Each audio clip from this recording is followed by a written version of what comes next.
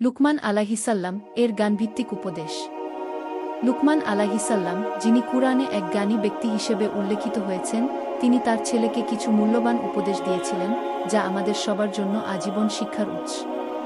তিনি ছেলেকে বলেছিলেন, কখনো আল্লাহর সাথে কাউকে শরিক করো না, কারণ শিরক হল সবচেয়ে বড় অন্যায়।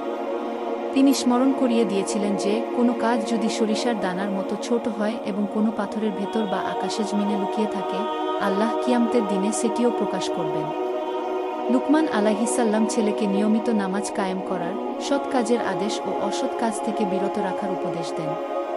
তিনি বলেন, এসব করতে গিয়ে যদি কষ্ট সহ্য করতে হয়, তবুও ধৈর্য ধরতে হবে।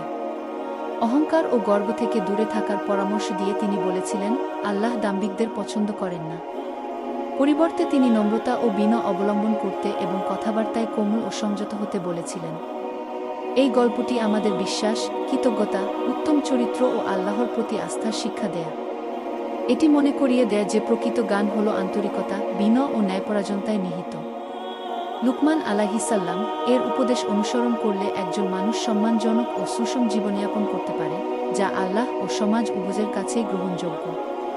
সূরা লুকমান 1:2-1:9 থেকে অনুপ্রাণিত।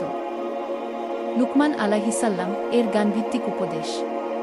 লুকমান আলাইহিসাল্লাম, যিনি কুরআনে এক জ্ঞানী ব্যক্তি হিসেবে উল্লেখিত হয়েছেন, তিনি তার ছেলেকে কিছু মূল্যবান উপদেশ দিয়েছিলেন, যা আমাদের সবার জন্য আজীবন শিক্ষার উৎস। তিনি ছেলেকে বলেছিলেন,